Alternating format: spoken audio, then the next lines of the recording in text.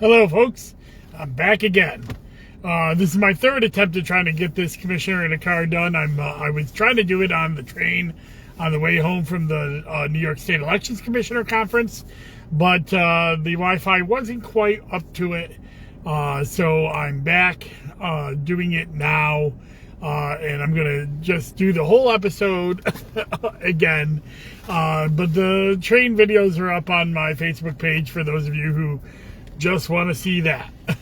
But yes, I was on a train and I wore my mask the entire time, but I felt like it would be better to really give some a little bit more meat to this episode than I was able to do. I was distracted by all the times the Wi-Fi kept cutting out, so I want to give you the full commissioner in a car today, because this week was very eventful for election news. We did have our New York State Elections Commissioner Conference, but on Monday, before the conference started, the New York State Senate passed a series of bills through their election law committee, and we had our first court hearing for the redistricting lawsuit for the state Senate and Congressional maps. So those three things are what I'm going to cover today. And any questions that you might have, you can throw into the comments. Happy to, answer any questions. So let's start with the elections legislation that was passed on Monday through the election law. There were several different bills that were passed. Some of them were no-brainer bills, things that I think everybody agrees with. One of them being poll worker pay in New York City, raising the pay for poll workers so they could recruit better poll workers in New York City. And then there were some reform bills for boards of elections. The ones that are most impactful there was a New York City reform bill, which is very extensive to New York City, that I'm not sure I'm in favor of, or I'm not sure I'm against. It's a little problematic, but it goes from taking the 10 commissioners part-time to 2 full-time commissioners, and then also has the 2 joint, the executive director and the co-executive director, and moving those to a joint executive directors. But the nomination process for these are a little problematic, and I'm always hesitant when elected officials have more say over who the bipartisan elections commissioners are, and I think that it's problematic when you give them too much say over vetoing or being able to remove elections commissioners. What I'm talking about is elected officials at this point, which have certain motivations, not all of which are the best running of elections. So that bill is pretty controversial, and we'll see where that ends up going, whether it even passes the entire Senate or not. And again, all of these bills that I'm going to talk about have not been passed in the entire Senate. They're only out of the election law committee, but they are have to be passed by the Assembly. The bills that I think are interesting and bills that I'm in favor of, and that will not just provide resources but accountability to boards of elections throughout the state, are several bills. There's a bill from Senator Myrie that gives, Senator Mannion has a bill that gives minimum qualifications for boards of elections commissioners. This bill will establish a minimum set of qualifications. There's another bill out there that requires a hearing of the county legislature before they select an elections commissioner, to give the public a chance to weigh in on. Then there's another bill that removes conflicts of interest of elections commissioners, removing them from being party chairs and prohibiting them from running for public office. Right now, elections commissioners can be party chairs, and they mostly are prohibited from running for public office. However, there are some village offices that they are allowed to hold. This would eliminate that.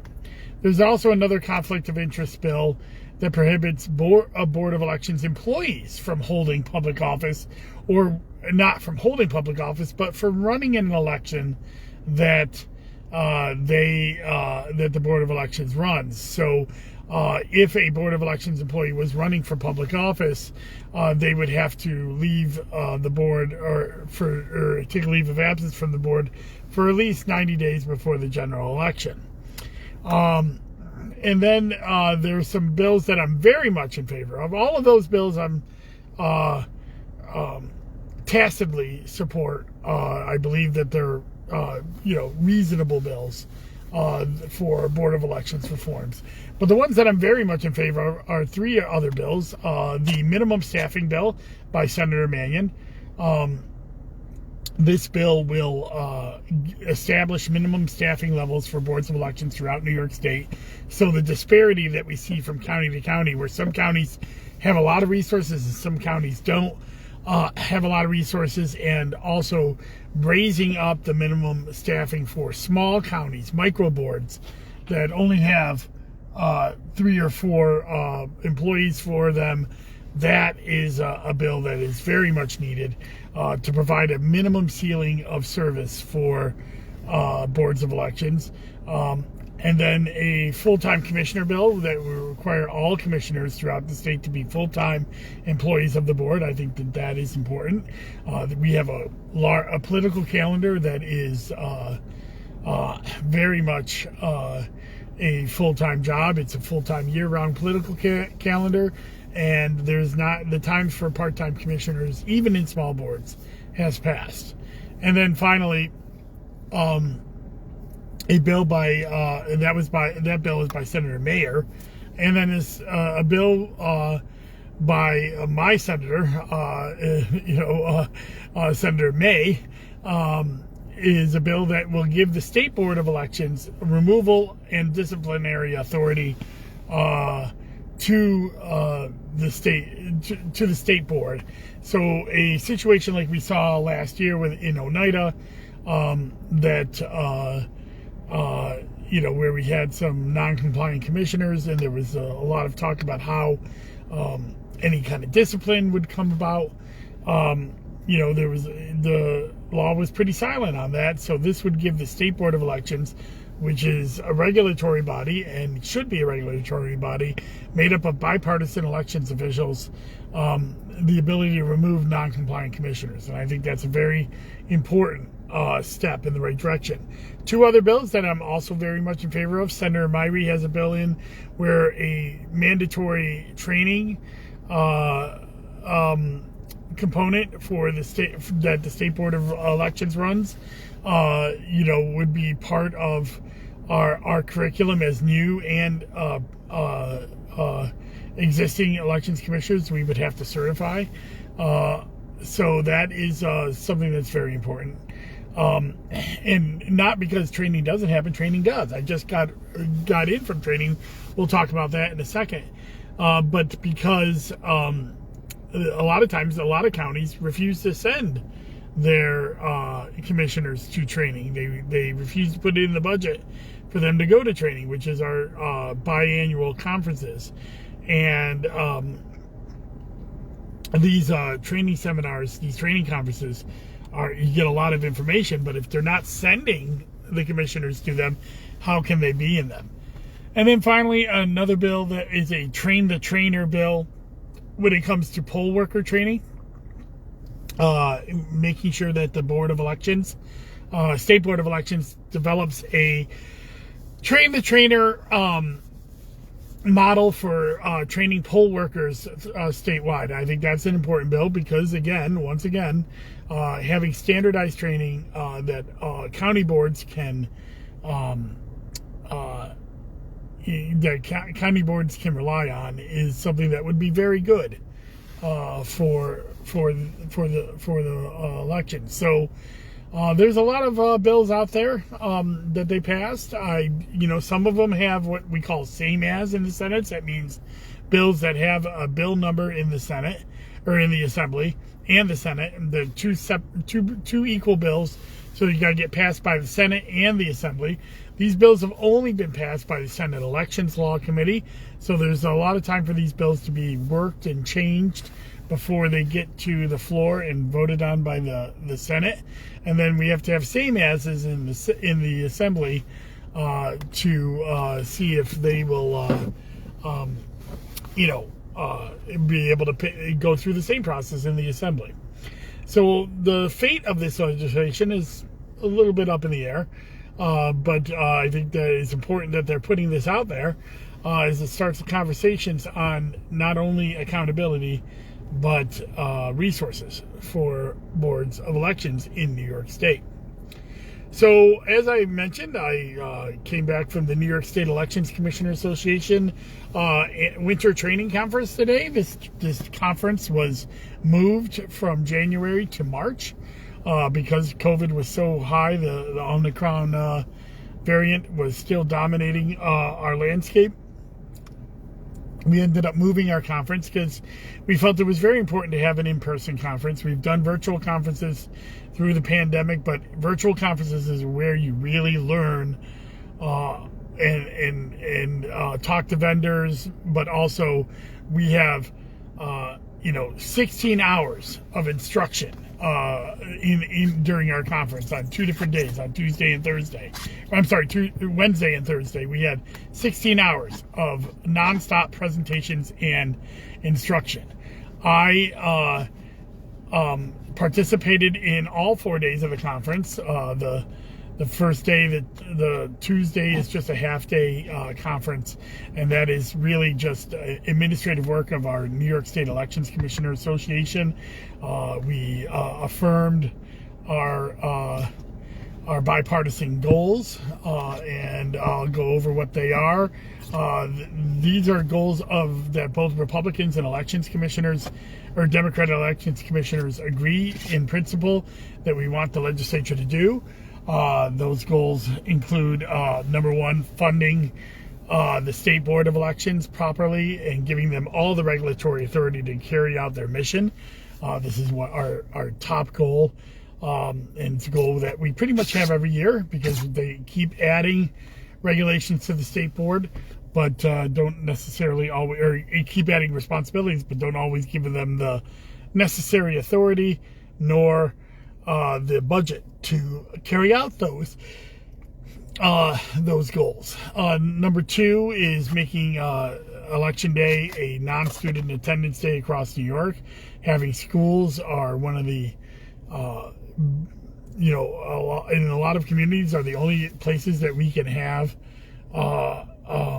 polling places because they're HAVA compliant. They have a lot of parking, and in many communities are the only building like that. So making sure that students are not in attendance during general election days would be very important to making sure that we have schools available, and that that everybody feels comfortable with voting happening in these schools. Another one we passed is that we passed a resolution that all public offices in New York be made gender neutral.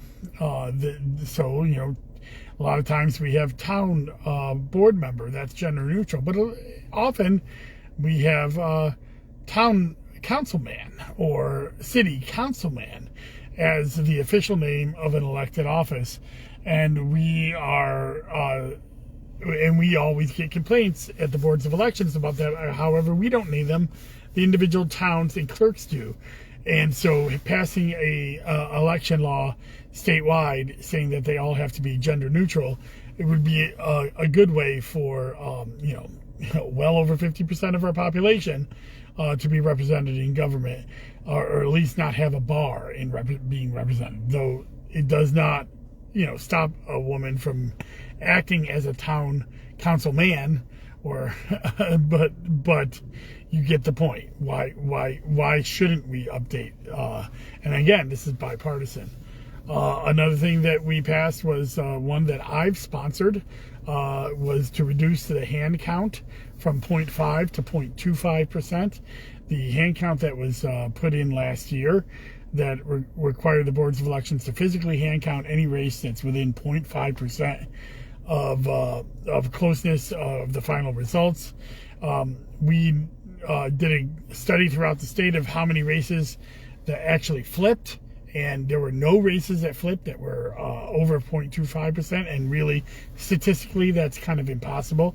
So that's a lot of busy work that boards of elections have to do to hand count countywide elections, especially with primaries, when there's no real statistical way for those races to flip. So we went with the Florida model, which is not something that I often point to with Florida doing elections right, but this one they did, where they have a hand count when it's anywhere's under 0.25%, but having a separate machine count for any races that are 0.25 to 0.5%. That way we could still have a separate account that will give us assurances that there's no major mistake in a race that's that close that would allow it to flip to the other person.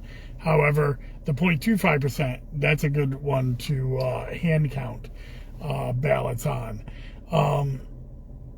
We also want the ability of boards of elections commissioners to issue absentee ballots on election day for exigent circumstances such as sickness. That is not implicitly written into the law. There's a little, some boards do it. I think our board does it, but other boards do not, because it is not in the law that that's our ability, and we want that in the law to give boards of elections commissioners that ability to do that. I'm sure I'm missing one of them, but watch for it on my website. Once it's published on the NYSECA website, I will publish it as well in a blog post on my website, DustinZonny.com, as well. So check that out. And that was the first day. That's Tuesday. That was when we decided what our legislative agenda would be. We also set our summer conference for July 26th at the Cattaraugus Hotel. That will be July 26th through the 29th is our summer training conference. Looking forward to that. It's always going to be good to regroup right after the primary, see how some of these new election laws we were able to put in place and whether we have to make changes before election day, and any laws that get passed between now and the end of session. That's what our summer training conference is for. On the second day, on Wednesday, I chaired my Democratic Caucus of Commissioners. As you may know, that I'm the chair of all 62 counties of the Democratic Commissioners for the New York State Elections Commissioner Association. We had a caucus meeting, and we discussed a few things, but a lot of things to make our mail check, our info notices better. The mailing that goes out to every voter. We're making a suggestion to move it later by 1 month, because we're still finishing up with redistricting in New York. In fact, because many counties throughout New York State are in the final processes of moving all of their voters into new redistricting lines for we don't even have the minimum petition signatures finalized yet throughout New York State. So we're a little worried we're going to be ready for that April 19th mailing deadline. That's one thing that we talked about. There's other things we talked about that I'm not going to share with you because they're private caucus moments. But I got to tell you, I'm always impressed by the minds of everybody at the association, but especially my Democratic caucus, in their creativity and ability to come up with suggestions and solutions to some of these hard issues that we have before us. Also on Wednesday, I did a presentation on on-demand ballot printing for Election Day. Onondaga County is one of the larger on-demand ballot printing. We had 40 on-demand ballot printings this last election. Other counties, such as Otsego, have full on-demand ballot printing for everyone's in their county. Of course, they have less than 40,000 people, so they have about 40 or 49 or so polling prints that cover their entire county, whereas ours covers about a third of our county, but at least a third of the polling, or a quarter of the polling places, but about a third of our voters got on-demand ballot printing on election day. We talked about how that saved money, how it's the future of elections, and the pros and cons of why we do that. It's an emerging field. It's something that I'm looking forward to greatly to continue to expand each and every year. And then on Thursday, I stepped in for my good friend Chairman Zellner, Commissioner Zellner in Erie County. He is our legislative chairman, and he was unable to make the conference due to personal reasons, and so I stepped in for him and hosted the legislative breakfast. We had many different legislators there that came, but most notably Senator Myrie and Assemblywoman Walker. They are the chairs of the Assembly and Senate election law committees, and we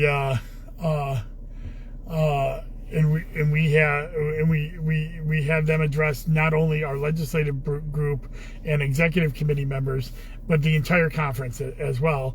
And then Wednesday was our State Board of Elections Day, and I'm getting to your question there, Michael, because on Wednesday, State Board of Elections took over the dais, and this is where they went back to back with presentations about all different things: public campaign finance, automatic and online voter registration and the process with that, all the different absentee ballot changes that are happening, cybersecurity, and we also had a vendor presentation. But the big portion of the day, the big part of the day that we were talking about is our new absentee canvass rules that are happening this year, where we have to canvass absentees before Election Day, starting with the June primary. We had a large discussion about how we're going to do that, the guidance that we're getting from state about that, what are the rules and regulations, and we anticipate that by the end of this month to have a process in place, so when the June primaries come into focus, when people start turning in their elections, everybody's going to know what are the new changes. But the in short, it used to be that if you requested an absentee ballot, you'd be able to go to the polls and still vote if you didn't turn in your absentee ballot, or even if you did, because we would pull your absentee ballot if you voted on Election Day. And then we would count those absentee ballots after Election Day. Well, now we are opening and counting those absentee ballots.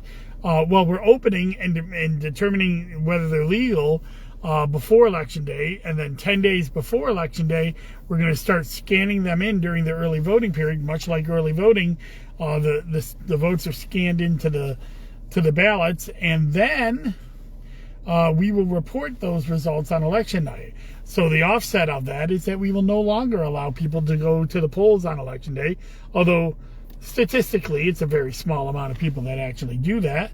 But you'll not be able to go to the polls on Election Day whether you requested a ballot. If you just requested a ballot, you're not going to be able to go to the polls on Election Day. You can only go to the polls on Election Day if you did not request an absentee ballot. If you did go to the polls, you would have to vote by affidavit ballot, so we can make sure that we didn't already count your absentee and make sure people do not count twice. This is going to be a very big change to the election. This is our challenge for 2022. Every year we have a big challenge. 2019 was early voting. 2020 was expanded absentees with COVID, and 2021 was the hand count. 2022 is the early canvass rules. That's going to be our big challenge for 2022, and expanded early voting as well. So these are the things that we're going to have to put in place. So State Board had a great day of presentations. It was very informative. I am still exhausted from it because there was a lot of information to take in. and we are still trying to figure out everything that we have to do, but we will be ready in Onondaga County and beyond. Everyone will be ready for this fall's elections. And then the last thing I'm going to talk about is the court case that is happening right now. This is the court case, not the Onondaga County one. We're still waiting for that to be filed. That's been promised, but it's not filed yet. I know they're still collecting money. I know they're still putting together experts and all of that. However, the court case that is going on now is the one in Steuben County. This is where the New York GOP is taking the governor and the legislature to court regarding the state Senate and congressional maps. Now, at first, it was only the congressional maps, and they won a motion in their hearing on Thursday to allow for the state Senate to be added as an amended part to their challenge to the New York State legislative maps. Interestingly, the New York State Assembly maps, they are not challenging at all. So those assembly maps are final. They are set. They're going to be in place for the next 10 years. Now, the judge ruled in his first ruling that he set a trial date of March 14th, and discovery limited discovery will happen until March 12th, which means they can depose witnesses and everything like that.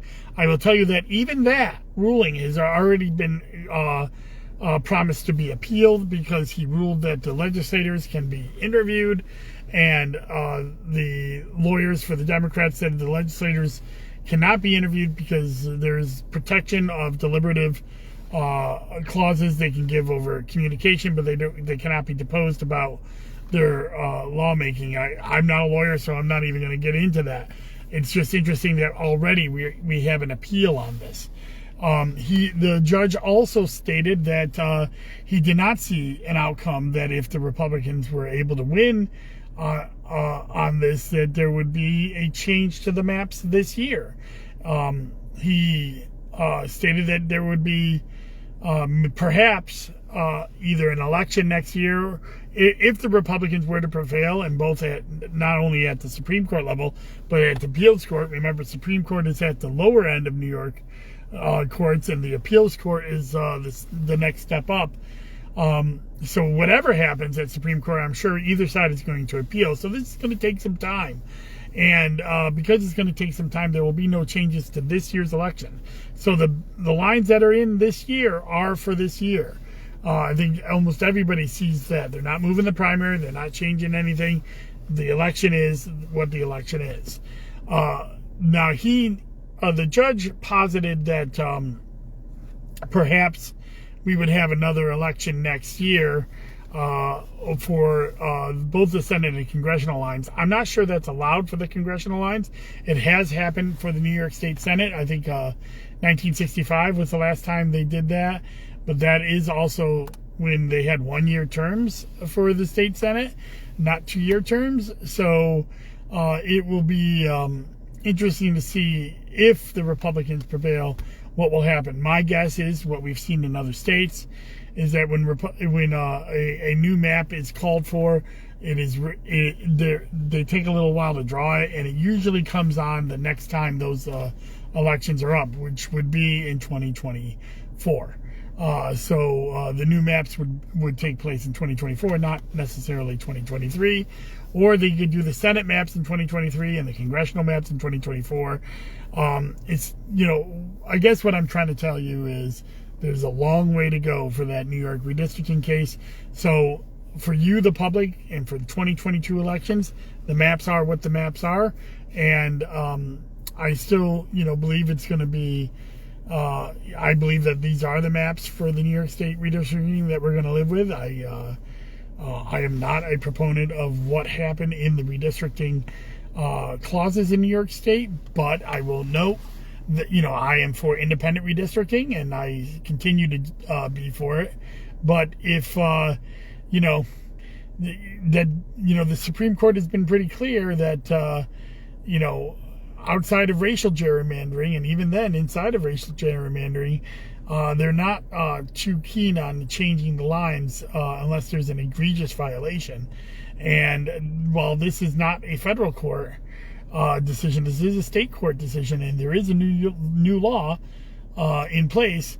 The question is whether these maps that are obviously biased towards the Democrats, especially in the congressional one, I would contend that the state Senate one is really just making up for the Republican gerrymanders of years past. And sometimes when you see something that is equal, when you've seen it tilted to the right for 20 years, you think it's gerrymandering and it's actually equal. And the same can be said for the congressional map, but I'll leave that to the judge and, of course, the appeals court to make a final decision on that. But that litigation is going to go on for quite some time. By the way, the Syracuse Independent Redistricting Commission starts up March 18th. They have 5 draft hearings before they send out their draft map. So please attend. I am planning to testify at the March 18th hearing as a citizen. I'm not a member of the commission. I'm testifying in my capacity as elections commissioner and City of Syracuse resident. Not as a member of the commission, and I have some ideas on how these 5 Common Council maps could be changed. I have a couple of different ideas, but I'll share that with you on my website at some point, but not before I share it with the commission. And that will be all of those committee meetings, I believe, will be live streamed by Fair Map CNY. So check that out.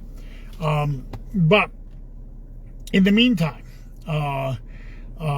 this has been Commissioner in the Car. I will be back next week on Monday with a Commissioner in the Car. We'll be talking about village elections because the Village of Fayetteville and Manlius elections are coming up and what you need to know about that. And then on Wednesday, I'll be dropping a Wonky Wednesday about the villages of Manlius and Fayetteville and how the statistics look in their areas for how their party partisan breakdowns happen. And then finally on Friday I'll have a Zoom with Zarni. I took a week off with both Wonky Wednesday and Zoom with Zarni last week because of the NYSECA convention. I'll be talking to Dr. Mara Sutman. She's a political scientist and host of the podcast, What Voting Means to Me. And we're going to talk about her podcast, but also the state of democracy in America in general. I think she'll be an interesting person to talk to regarding that, especially with, all of the redistricting news that is going around across the state. So thank you very much and enjoy your weekend, and we'll be back to business at normal. Go to DustinZarni.com and subscribe.